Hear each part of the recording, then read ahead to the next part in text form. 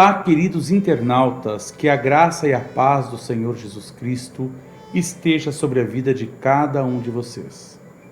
Esse mês nós vamos fazer uma série de pequenos estudos sobre a importância da música no contexto bíblico. E nós vamos começar hoje falando sobre a importância da atuação da música no Velho e no Novo Testamento.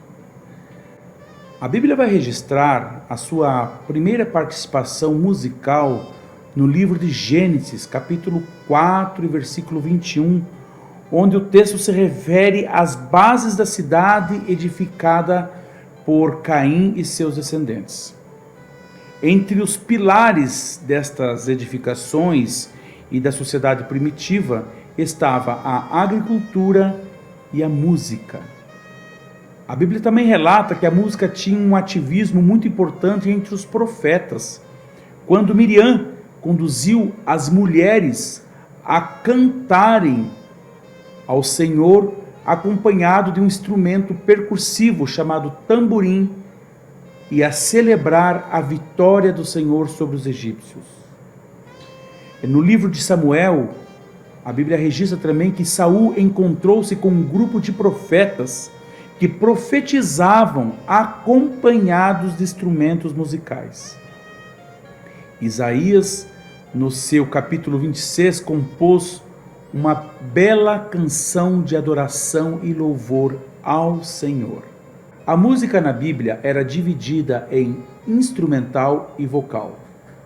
No livro de Salmos, nós vamos encontrar vários salmos onde estava explícito a condução daquele louvor, a forma como deveria ser tocada, quais são os instrumentos que deveriam ser utilizados e qual era a melodia a ser cantada para aquele específico salmo.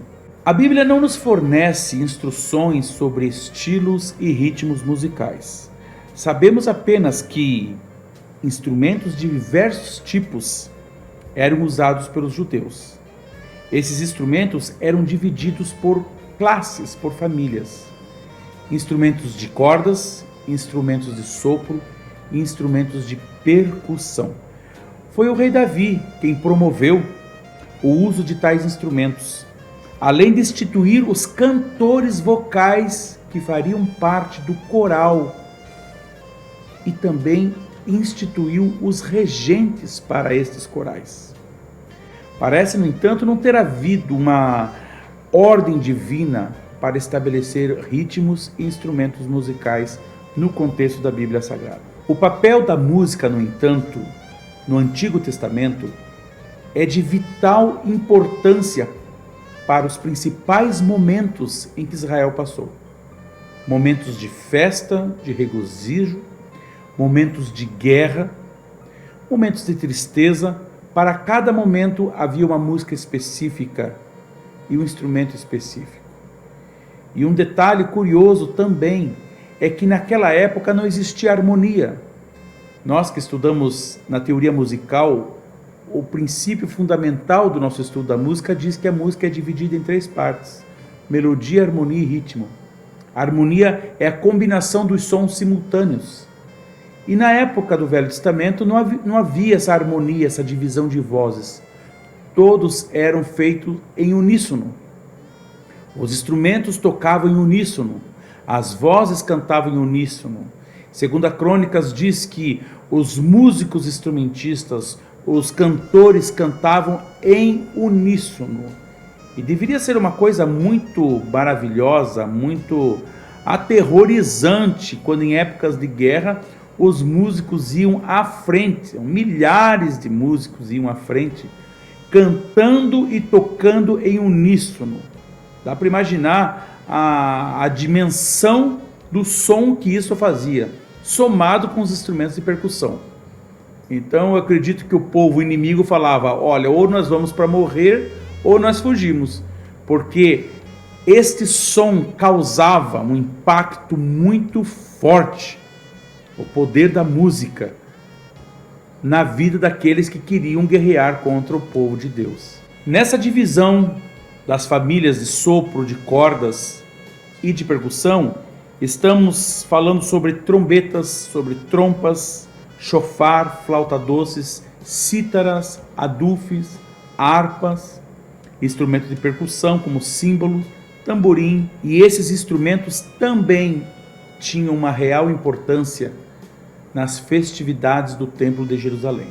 No Novo Testamento, já no primeiro século, os cristãos primitivos usavam como louvor nos cultos a voz, o louvor a capela. Os instrumentos não eram usados, até porque, segundo a história, os instrumentos musicais deixaram de ser usados após o exílio de Israel. Valorizou-se o canto vocal, isto porque os instrumentos no Velho Testamento estavam associados com a oferta e as cerimônias no templo que não aconteciam nas sinagogas após o exílio que eles sofreram. Desta forma, nos dias de Jesus e dos apóstolos, o canto a capela era o modo mais usado para se louvar a Deus.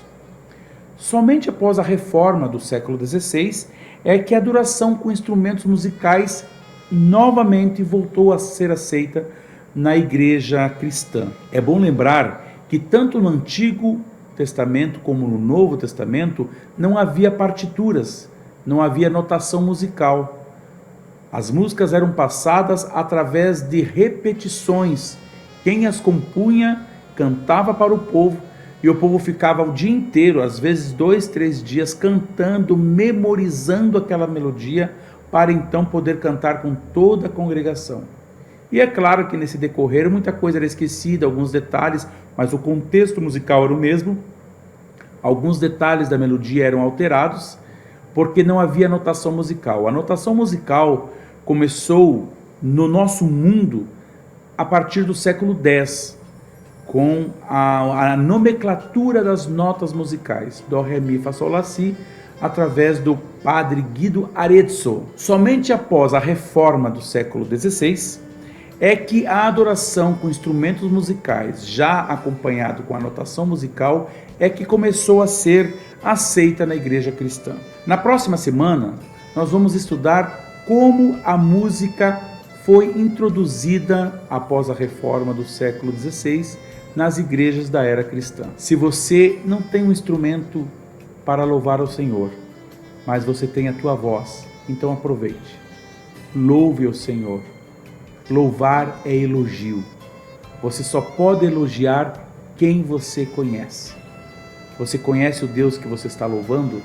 Então louve ao Senhor. Louve pelas maravilhas que Ele faz.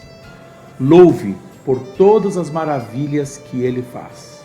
Porque Ele é bom e a sua misericórdia dura para sempre. Louve, sempre louve. Louve, exalte ao Senhor. Louve, louve mais, louve sempre, vencerás.